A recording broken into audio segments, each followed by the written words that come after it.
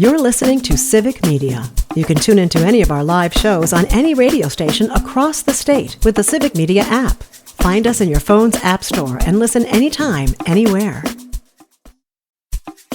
This is your WGBW Daily News Roundup for the Talk of Green Bay, 97.9 FM and 1590 AM. From the 97.9 WGBW newsroom, I'm Lisa Hale with this local news update. A 21-year-old Marinette man is charged with second-degree reckless homicide in connection with the drowning death of 13-year-old Jacob Bowerman. Tyler Robert Birch, along with a 16-year-old, is accused of throwing Bowerman into the water at the Marinette Pier on August 20th. Birch is being held on a $500,000 cash bond. He's due back in court on September 22nd.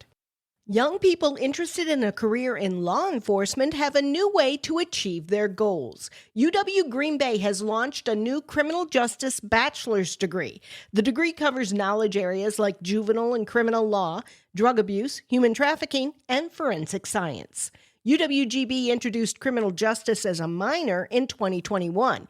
The university anticipates that half of the current minors will switch to the major focus and expects to see about 30 new criminal justice students enroll each year. The man holding the second highest office in the United States was in Wisconsin yesterday.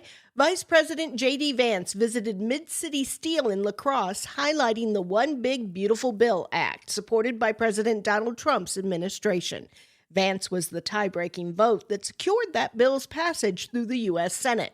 This visit is one of several that Vance has made during August in swing states. He also visited Georgia and Pennsylvania this month. An added alert for missing children has helped save more missing kids over the past year. Melissa Kay has the story. The Wisconsin Department of Justice is raising awareness on Wisconsin's missing child alerts. For a little over a year now, they have expanded options to alert the public to missing children. This is different from an Amber Alert, which requires that the missing child be in danger of serious bodily harm or death.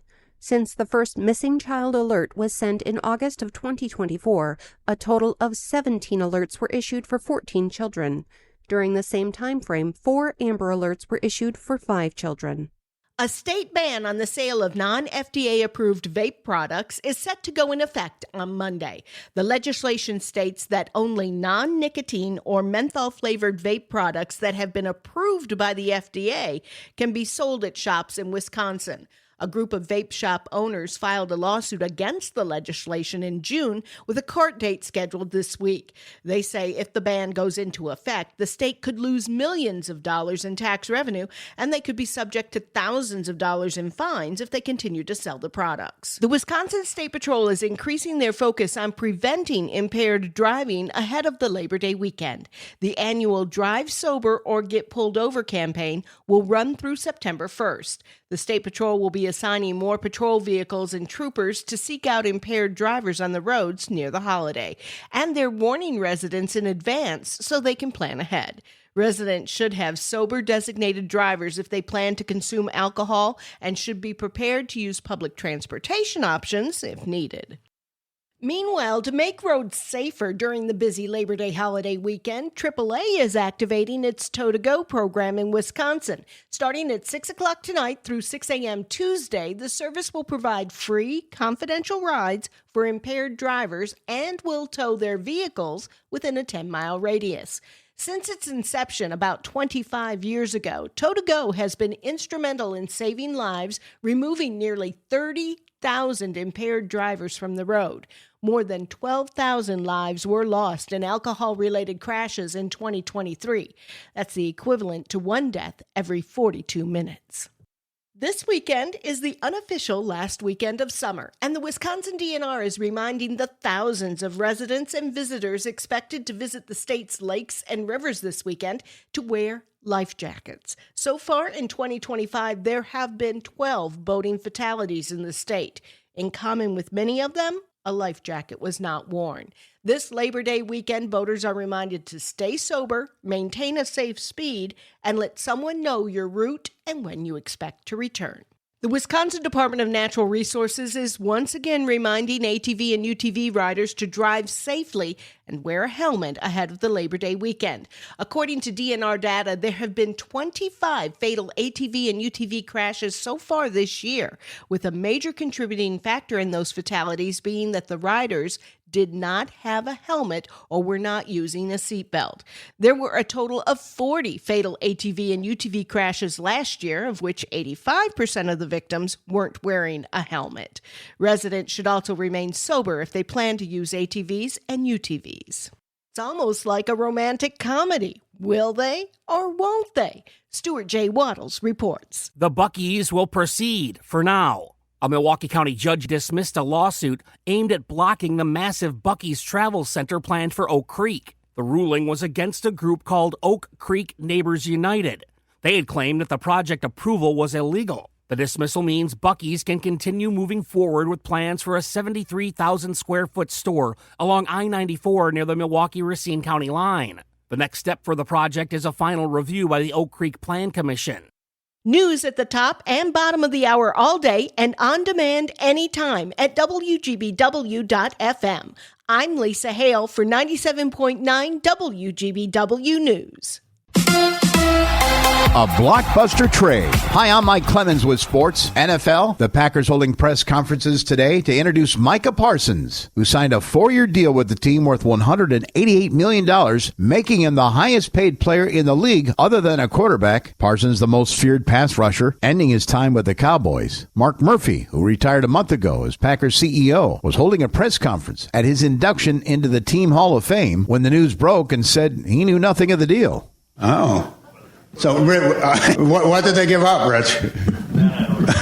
The Packers giving up their first-round pick next year and in 2027, and 9-year veteran Kenny Clark. College football, the Badgers beat Miami of Ohio 17-0, but starting quarterback Billy Edwards had to leave the game in the second quarter with a leg injury. I don't have any answers on Billy, so good to see, though, that he was back out there, able to be a part of the game and be with our team and things like that. Badgers head coach Luke Fickell with sports. I'm Mike Clemens. On your entertainment beat, I'm Pete Schwaba. Actor Adam Sandler has decided to make yet another attempt at a serious movie role. Oh joy. It's not a total attempt, as Jay Kelly is labeled by Variety as a dramedy. Sandler will play a tell-it-like-it-is showbiz manager to the film's title character, played by George Clooney. How excited is Sandler to be part of the project? He said recently at a presser for the Venice Film Festival, "Holy I can't believe I'm getting this gift. Break a leg, Adam, and clean up the potty mouth." Speaking of Sandler, he recently played a song at the 50th anniversary Saturday Night Live Gala. One of the lyrics was, 50 years of finding out your favorite musician is anti-Semitic. There has been speculation as to who Sandler was referring to. He declined to answer, saying there have been many over the years, but Kanye Crazy Town West claimed in a tweet on X, which makes no sense, that it was him, referencing Sandler when he said, "Adam Sandler, thank you for the love." Is Kanye clueless or crazy? Just like with many people on the X Twitter, it's hard to tell. How popular is Taylor Swift? Even the people on the periphery of her world are getting rich. Dancing with the Stars is in season 34, and according to TheWrap.com, Jan Ravnik will join the celebrity side of Dancing with the Stars. Ravnik recently was a member of the dance squad on the Swift's Eras Tour. The full cast of dancers for season 34 will be announced September 3rd on Good Morning America. Ooh, not sure I can wait that long. Earlier this week on Nightlight, we discussed aliens and ghosts, which is typically a fun topic that gets a variety of reactions. Recently, some star power has been added to the belief that aliens exist. Actress Emma Stone says she believes in aliens. She may have ulterior motives, as she is playing a CEO captured by a conspiracy group who believes she is an alien sent to destroy Earth in the new film Begonia, which hits theaters this October.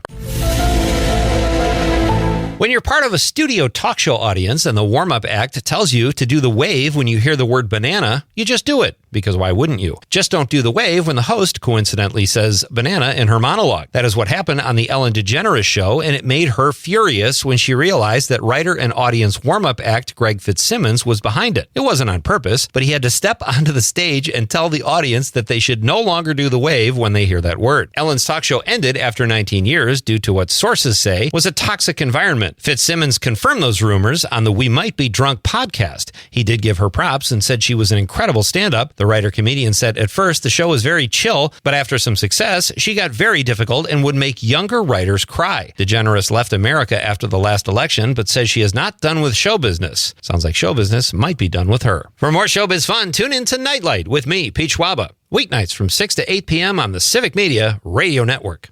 Partly cloudy today, our high in the upper 60s to right around 70 this afternoon. Tonight, partly cloudy, we're going to drop into the upper 40s to low 50s. Tomorrow, mostly sunny with a high in the low to mid 70s. I'm meteorologist Sean Cable. Outside now, it's 50. That's your WGBW Daily News Roundup from Civic Media. Subscribe to this podcast on Spotify, Apple, or wherever you find your podcasts. Find more news at WGBW.FM.